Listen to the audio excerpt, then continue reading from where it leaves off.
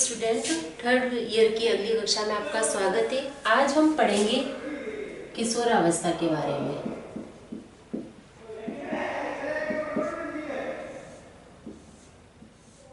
किशोरावस्था का महत्व या किशोरावस्था क्या है?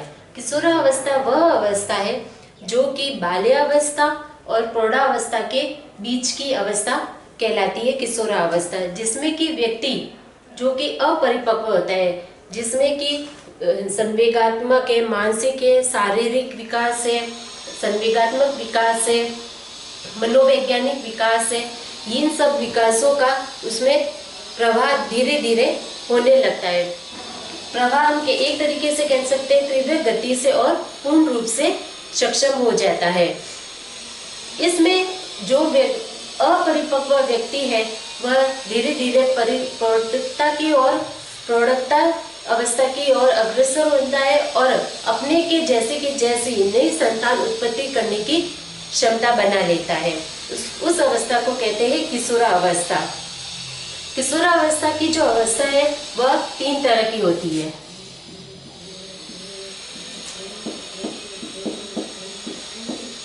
तीन होती है। पहली आती है पूर्व अवस्था, पूर्व किशोरावस्था। सेकंड आती है प्रारंभिक किशोरावस्था और थर्ड आती है अंतिम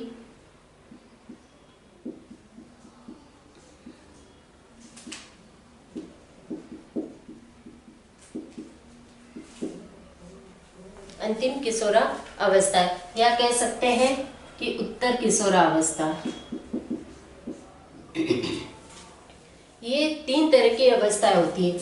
यह अवस्था होती है बाल्यावस्था से, या हम कह सकते हैं 9 से या 10 से 12 वर्ष। 12 वर्ष तक की जो अवस्था होती है वह कहलाती है पूर्व किशोरावस्था। उसके बाद आती है 13 से 16 की अवस्था। 13 से 16 की जो अवस्था आती है वह होती है प्रारंभिक किशोरावस्था। और फिर 17 से 21 वर्ष की जो अवस्था होती है वह कहलाती है उत्तर किशोरावस्था। पूर्व किशोरावस्था में जैसे कि बताया 9 से 12 वर्ष की जो अवस्था होती है या 10 से 12 वर्ष की जो अवस्था होती है वह कहलाती है किशोरावस्था, जिसमें कि जब बालक है जो बाल्यावस्था को छोड़कर किशोरावस्था में प्रवेश करने की जो पहली जो सीढ़ी होती है वह कहलाती है पूर्व किशोरावस्था। उसके बाद आती है प्रारंभिक किशोरावस्था, जिसमें कि व्यक्ति जैसे कि मैंने बताया जो अलग अलग जो विकास होते हैं, शारीरिक विकास है, मानसिक विकास है, गामक विकास है, संवेगात्मक विकास है, मनोवैज्ञानिक विकास है, इन सारे विकासों का प्रारंभ शुरू हो जाता है। धीरे धीरे उसमें सब तरीके से मतलब शारीरिक रूप से, मानसिक रूप से जितने भी विकास होते हैं वह शुरू होने प्रारंभ हो जाते हैं। वह हर तरह की क्रियाएं करना प्रारंभ कर लेता है, उसको अच्छे बुरे की समझ आना शुरू हो जाती है। लेकिन उत्तर किशोरावस्था वह अवस्था है जिसमें आते आते यानी कि एक तरीके से कह सकते हैं किशोरावस्था की लास्ट स्टेज होती है। इसके बाद वह प्रौढ़ावस्था में प्रवेश करने वाला होता है, यानी कि किशोरावस्था का अंतिम जो चरण होता है वह कहलाती है उत्तर किशोरावस्था, जिसमें कि यहाँ तक इस अवस्था तक पहुँचते पहुँचते बालक की जो सारी जो क्रिया है या कह सकते हैं जो विकास है वह पूर्ण रूप से विकसित हो चुका होता है। वह हर तरह की समझ रखने के लायक बन जाता है। ये तो थी इसकी अवस्था है। इसके बाद हम इनकी कुछ विशेषताओं पर ध्यान देते हैं।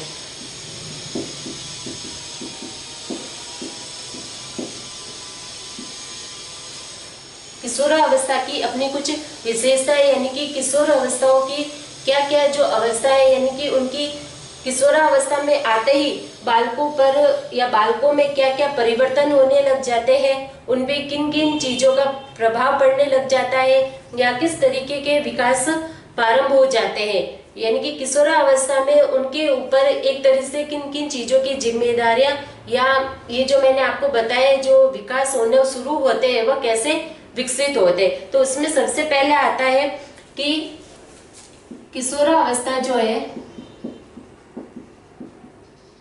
सबसे पहले किशोरावस्था एक परिवर्तन की अवस्था है।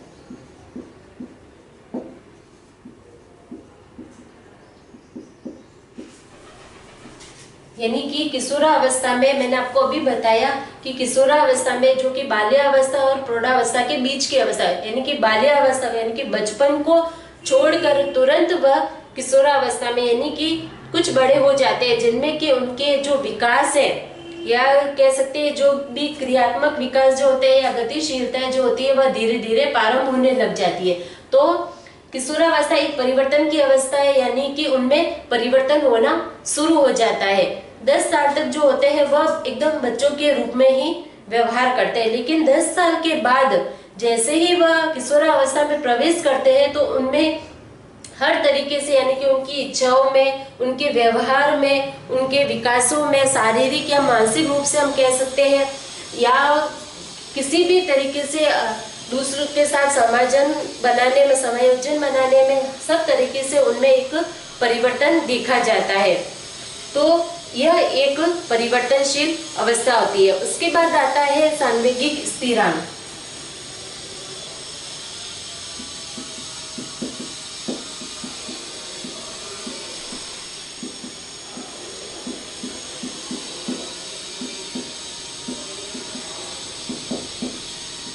सांवेगिक अस्थिरांक की अवस्था यानी कि संवेगान, उनमें जो जितने भी संवेगात्मक जो विकास होते हैं उनमें अस्थिरता बनी रहती है।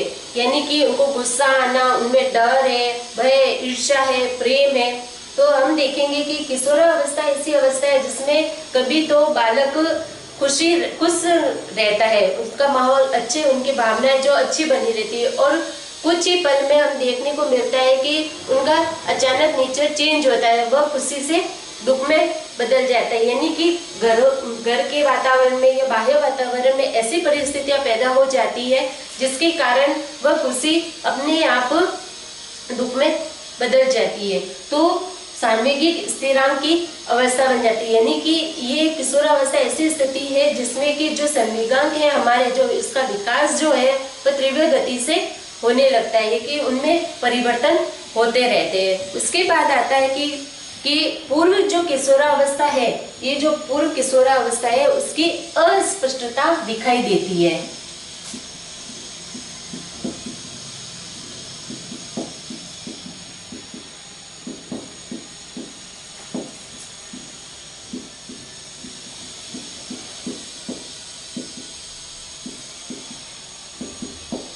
किशोरावस्था जो ऐसी अवस्था है जिसमें कि पूर्व किशोरावस्था यानी कि स्पष्ट स्थिति जो होती है वह अस्पष्ट रूप से होती है।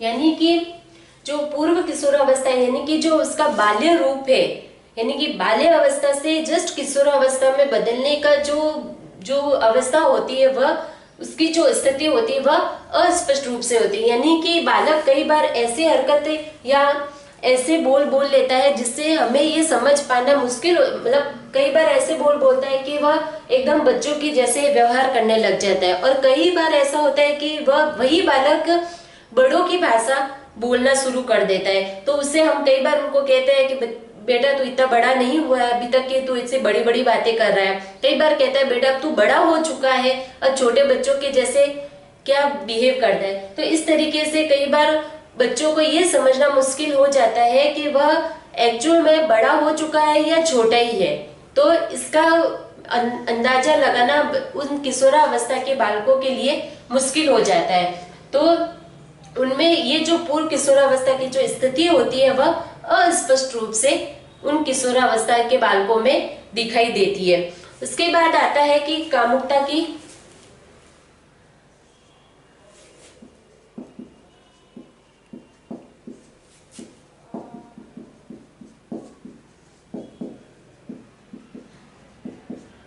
जागरण की अवस्था। कामुकता जागरण की अवस्था यानी कि अपने ऑपोजिट लिंग के प्रति जो अट्रैक्शन होता है वह, यानी कि किशोरावस्था ऐसी अवस्था है जिसमें कि यौन संबंधी जो विकास होता है वह कह सकते हैं, या अंतःस्रावी जो ग्रंथियां है, हार्मोन्स है, उनका विकास भी लगभग शुरू हो जाता है। तो इस विकासों के कारण उनमें जो कामुकता की जो भावना होती है वह जागृत हो जाती है। इस अवस्था में आते ही उनको अपने से विपरीत लिंगी जो मनुष्य होते, बालक होते हैं, उनके प्रति उनका आकर्षण बढ़ जाता है। जैसा कि लड़कों और लड़कियों का देखा जाता है कि लड़कों का लड़कियों के प्रति और लड़कियों का लड़कों के प्रति आकर्षण बढ़ने लगता है। तो यह वही अवस्था होती है किशोरावस्था, जिसमें कि कामुकता की भावना जागृत हो जाती है। उसके बाद आता है कि किशोरावस्था जो है एक संक्रांति काल की अवस्था होती है।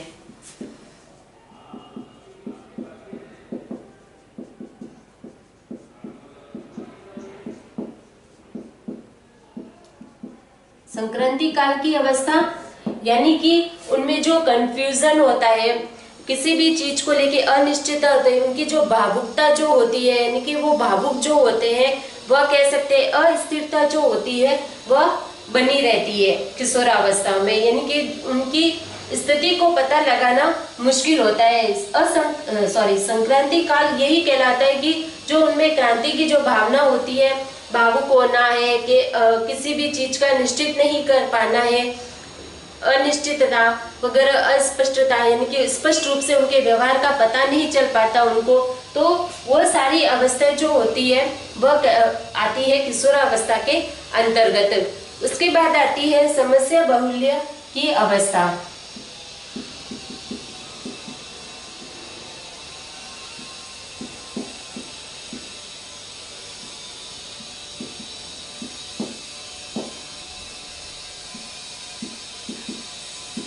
यानी कि एक तरीके से कह सकते हैं समस्या, यानी कि जो किशोरावस्था ऐसी अवस्था है जिसमें समस्याओं का भंडार कह सकते हैं, या कठिनाइयों का, समस्याओं का भरपूर रूप से भंडार भरा रहता है। हर तरीके से जो किशोरावस्था ऐसी अवस्था है जिसमें बालक हर तरह से समस्याओं से, परेशानियों से जूझा हुआ रहता है। इसको समाज के रूप में देख लो, पारिवारिक रूप में देख लो, या मित्रता के संघर्ष में देख लो, हर तरीके के वातावरण में वह समस्याओं से घिरा रहता है। तो किशोरावस्था को हम एक समस्या बहुल्य की अवस्था भी कह सकते हैं।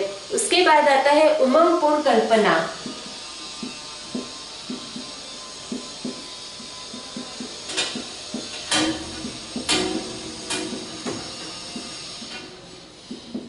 उमंगपूर्ण कल्पना की अवस्था यानी कि किशोरावस्था एक ऐसी अवस्था है जिसमें कि नए नए चीजों को करने की, या नए तौर तरीके अपनाने की, नए तरीके से जीने की जो उमंगे होती है वह भरपूर मात्रा में भरी होती है। यानी कि अलग अलग उमंगपूर्ण कल्पना कह सकते हैं कि नई नई चीजें, जैसे कि वह जब किशोरावस्था में प्रवेश करते हैं तो वह बचपन को पीछे छोड़ चुके होते हैं। तो उनमें अब कई बार होता है, आप देखते हैं कि बच्चों को हम पूछते हैं आप क्या बनना चाहते हैं, कि बड़े होके क्या करना चाहते हो, तो वह हमेशा अपने जो उनमें नई नई अच्छी अच्छी सोच होती है। कोई कहता है मैं पुलिस अफसर बनना चाहता हूँ, कोई कहता है मैं डॉक्टर बनना चाहता हूँ, कोई कहता है इंजीनियर बनना चाहता हूँ। इस तरीके से वह कल्पनापूर्ण में अपनी बातें या अपनी भावनाओं को प्रकट करते हैं, यानी कि अच्छे अच्छे उच्च विचार रखते हैं, नई नई बातें सोचते हैं। तो इसलिए ये उसी अवस्था में, किशोरावस्था में ये सोचा जाता है कि उनमें उमंग भरपूर तरह से भरी होती है, यानी कि नई भावनाओं को, नई सोच रखने की उनमें भावना उपस्थित होती है। फिर आता है उनमें निश्चित प्रतिमान की अवस्था।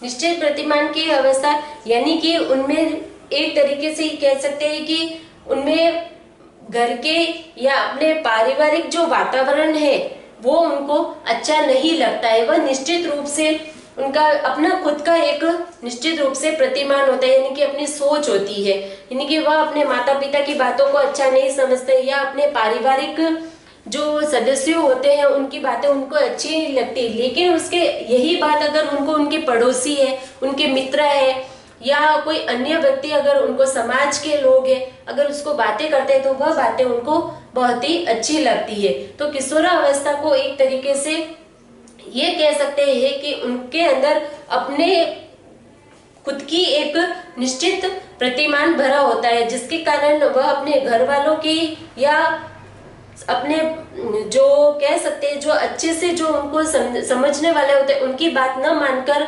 वह उनके साथ दुरुपयोग करते हैं और बाहर वाले लोग उन्हें अच्छे लगने लगते हैं।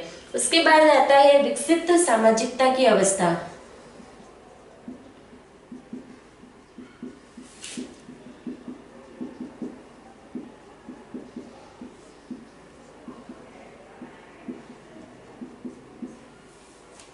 विकसित सामाजिकता की अवस्था कह सकते हैं कि जिसमें कि समाज और यौन संबंधी जो भावनाएं होती है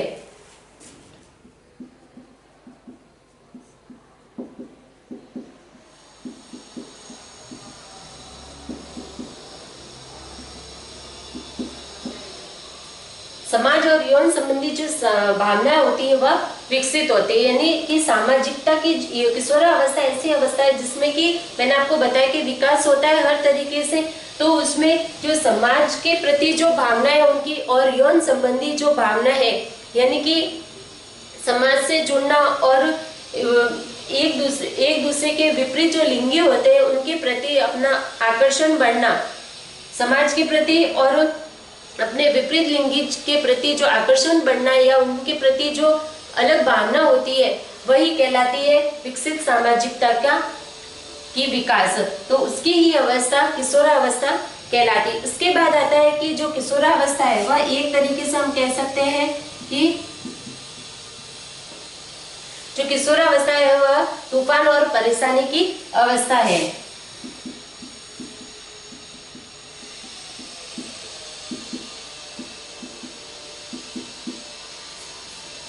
जैसा कि मैंने अभी आपको बताया था कि समस्या जैसे कि उनमें नई नई उमंग का होना, समस्याओं का बहुमूल्य होता है, वैसे की वजह से उनमें एक नई तरीके से किशोरावस्था ऐसी अवस्था होती है जिसमें कि एक तरीके का उनके अंदर भावनाओं का तूफान उमड़ता रहता है, नई नई उमंगों का, नई नई भावनाओं का तूफान या परेशानियों का जो सैलाब होता है वह बना ही रहता है। हर वक्त उनके अंदर, मन के अंदर या भावनाओं में उथल पुथल चलती रहती है। तो इस तरीके से ये किशोरावस्था तूफान और परेशानी की भी अवस्था कही गई है। फिर आती है वीर पूजा की अवस्था, या इसको कह सकते हैं नेतृत्व गुण की अवस्था।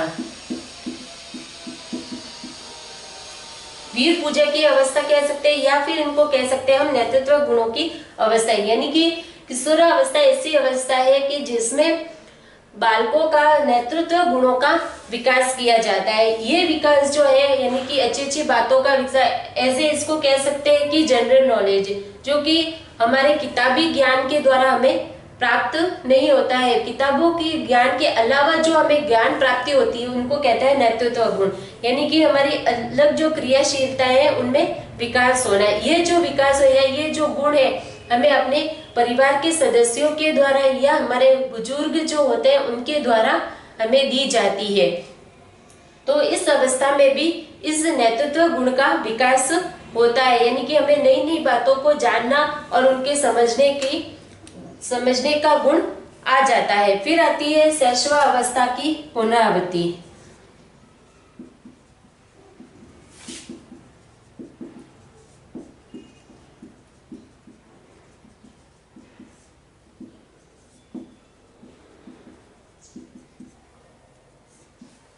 शैशवावस्था यानी कि बचपन कह सकते हैं कि जो किशोरावस्था है, जैसा कि मैंने अभी आपको फर्स्ट पॉइंट में बताया है कि इस किशोरावस्था एक ऐसी परिवर्तन की अवस्था होती है कि जिसमें या बच्चों को हम ये नहीं कह पाते हैं कि उसकी जो स्थिति है, ये पूर्व किशोरावस्था की जो स्थिति है यानी कि स्पष्ट रूप से नहीं हो पाती है कि वह बच्चा एक्चुअल में बड़ा हो चुका है या छोटा ही है। तो कई बार होता है कि किशोरावस्था में बालक बचपन के जैसे कई हरकतें या कई बातें ऐसी कह देते हैं कि जिनसे हमें उनमें पता चलता है कि अभी तक भी उनमें बचपन छुपा होता है, बचपन की या बचपने की ऐसी बातें बोल देते हैं या हरकतें ऐसा व्यवहार कर लेते हैं जिसमें कि उनमें शैशवावस्था की अवस्था झलकने लगती है। तो किशोरावस्था एक कह सकते हैं कि वह पूरी तरह अपने बचपन को या शैशवावस्था को छोड़कर नहीं आता है। उनमें ये जो स्थिति है वह हर अवस्थाओं में आगे से आगे चलती रहती है। कहीं ना कहीं किसी न किसी रूप से उनमें ये जो अवस्थाएं होती है, शैशवावस्था कह सकते हैं कि बाल्यावस्था कह सकते हैं, ये सारी जो अवस्थाएं है वह पीछे छूट नहीं जाती, लेकिन उनको वह कुछ देर के लिए उस अवस्था को छोड़ देते हैं, लेकिन उनके अंदर कहीं ना कहीं किसी न किसी रूप से वह अवस्थाएं छिपी रहती है, यानी कि वह उसकी जो भावनाएं होती है वह अंदर विद्यमान रहती है। फिर आता है किशोरावस्था में कह सकते हैं आत्मनिर्भरता उपस्थित होती है।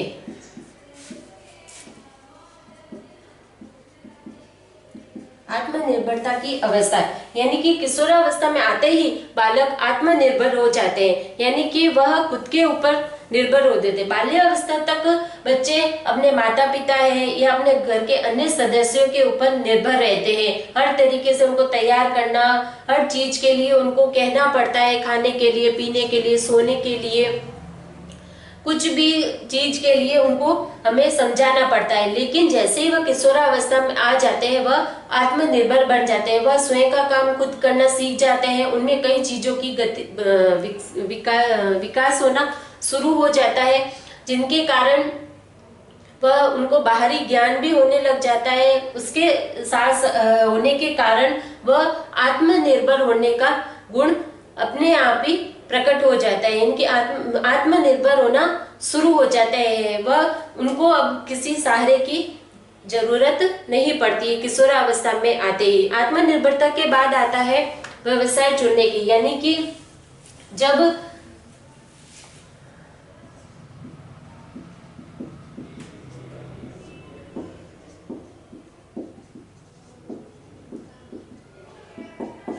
किशोरावस्था में जब उत्तर किशोरावस्था तक बालक पहुंच जाता है तो इस किशोरावस्था में पहुंचते पहुंचते बालक में व्यवसाय चुनने की जो अवस्था है वह आ जाती है, यानी कि बालक अब इस स्थिति में आ जाता है कि वह अब कमाने की ओर ध्यान देता है, अपने परिवार का पालन करने की या अपने परिवार के प्रति जो जिम्मेदारियां होती है उनको समझना शुरू कर देता है कि उसका अपना क्या फर्ज है या अपने परिवार के प्रति क्या कर्तव्य है, या शादी के बाद उसको अपने परिवार को पालने के लिए किस चीजों की आवश्यकता पड़ेगी, तो उसकी समझ उसमें आ जाती है। तो किशोरावस्था की लास्ट जो होती है उत्तर किशोरावस्था, उसमें पहुंचते पहुंचते इंसान में या बालक में ये समझ आ जाती है कि उसको किस तरीके का अपने परिवार को पालने के लिए या उसको आगे बढ़ाने के लिए, उनका पालन पोषण करने के लिए किस तरीके के व्यवसाय को हमें चुनना चाहिए।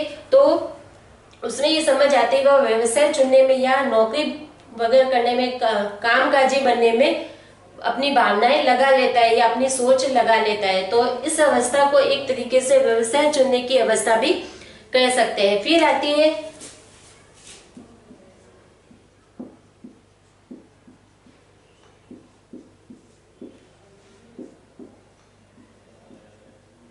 अप्रसन्नता की अवस्था, यानी कि किशोरावस्था ऐसी अवस्था है जिसमें ज्यादातर देखा जाए कि बालक परेशानियों से, कठिनाइयों से, जैसे कि व्यवस्था चुनने में, अपने परिवार के प्रति उसके जो कर्तव्य है उसमें वह आत्मनिर्भर होना शुरू हो जाता है। उसमें कई तरह के विकास आते हैं, उमंगें होती है, कल्पनाएं होती है, कई भावनाओं का विकास होने लग जाता है। तो उसके कारण वह ज्यादातर हम कह सकते हैं कि वह हर तरफ जिस तरीके से परेशानियों से और कठिनाइयों से जूझा रहता है, तो उसके कारण वह अप्रसन्न ही नजर आता है।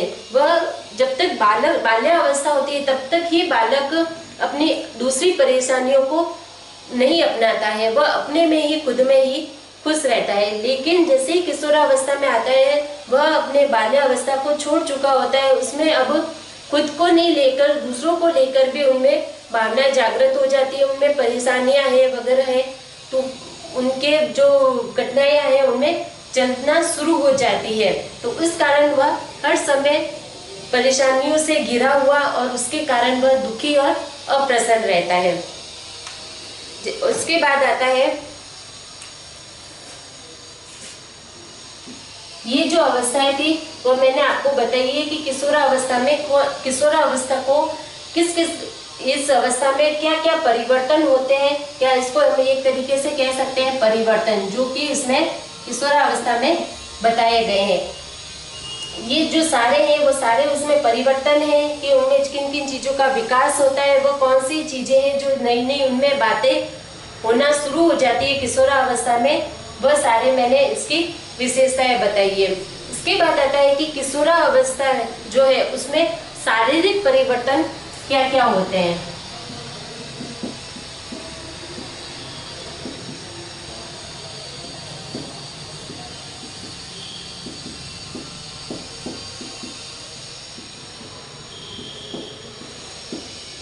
किशोरावस्था में जो शारीरिक परिवर्तन है वह कौन कौन से है, जैसे कि आ जाते हैं शारीरिक परिवर्तन से, यानी कि शरीर में किशोरावस्था में आते ही जो मैंने आपको बताया शारीरिक रूप से मानसिक रूप से हर तरीके से उनमें परिवर्तन आता है। तो शारीरिक जो परिवर्तन है वह बहुत ही मेन और जो सामने स्पष्ट रूप से हमें दिखाई देता है। बालक और बालिकाओं में जो शारीरिक परिवर्तन है उसमें हर तरीके से उनमें डिफरेंस होता है। तो शारीरिक परिवर्तन जैसे कि कह सकते हैं कई रूप से होता है।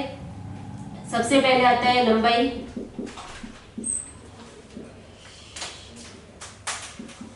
भार, अंतःस्रावी ग्रंथियों का विकास होना,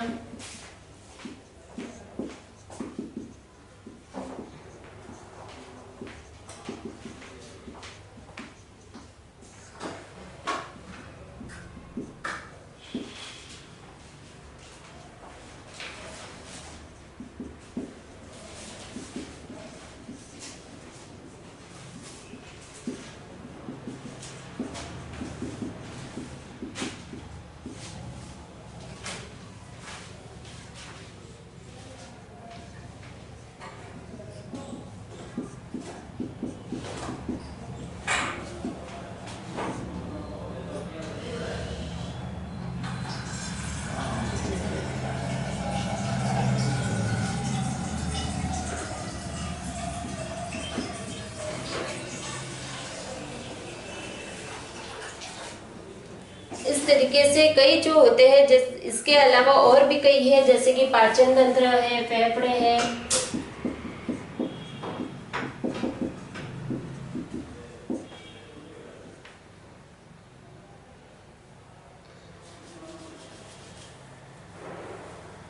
किशोरावस्था में जो शारीरिक परिवर्तन है जैसे कि लंबाई है, भार है, अंतःस्रावी ग्रंथियों का विकास होना, धड़ का विकास होना, हृदय गति का विकास होना, रक्त वाहिनियों का विकास होना,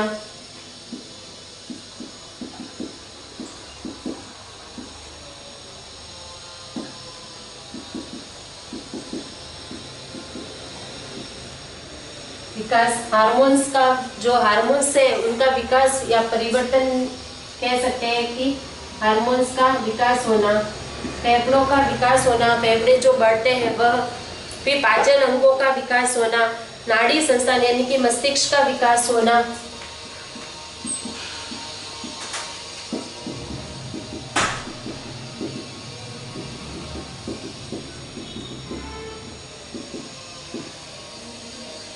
रक्त वाहिनियों का विकास होना, फेफड़ों का, मस्तिष्क का विकास होना। इस तरीके से शारीरिक रूप से कई तरीके से हमारे शरीर का विकास होता है। मुखाकृति है, यौन जो क्रिया होती है, यौन अंगों का विकास होना, यौन अंग जो होते हैं उनका, त्वचा का विकास होना,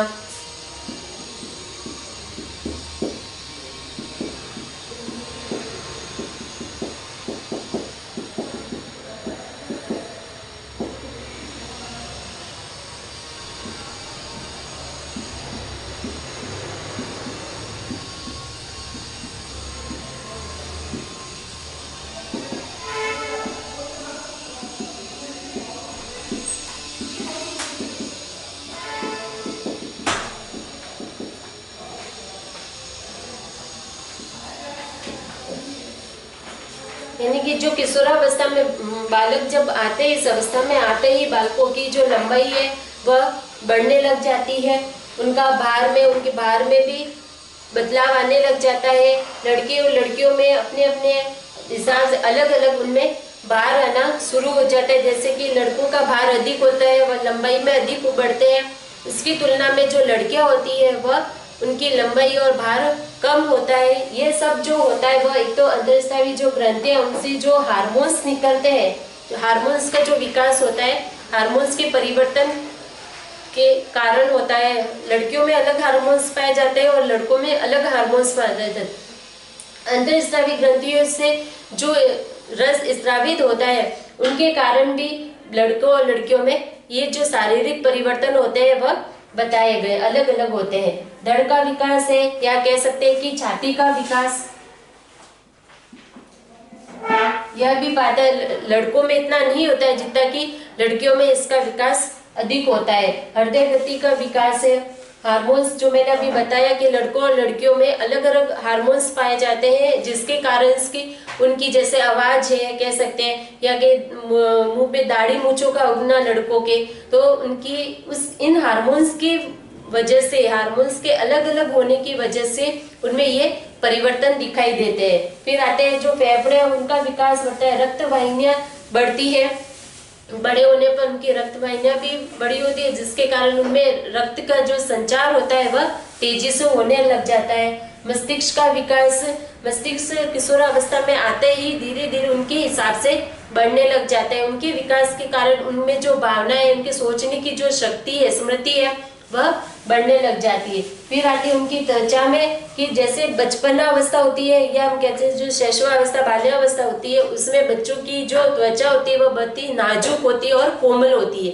पर जैसे ही वह किशोरावस्था में आने लग जाते हैं, उनमें उनकी त्वचा में फर्क नजर आने लगता है। उनकी जो त्वचा होती है वह थोड़ी सी कठोर और बन जाती है। फिर आता है यौन अंगों में उनका विकास होना, वो भी किशोरावस्था में धीरे धीरे उनमें परिवर्तन आने लगता है। फिर मुखाकृति, यानी कि मुख की जो आकृति है, आंख, नाक, कान, मुंह, इन सब में भी बाल्यावस्था से जैसे ही किशोरावस्था में आते तो उनमें भी उनका विकास होने लगता है। हमारी जो मुखाकृति होती है वह, यानी कि मुख का जो आकार होता है वह धीरे धीरे बदलना शुरू हो जाता है।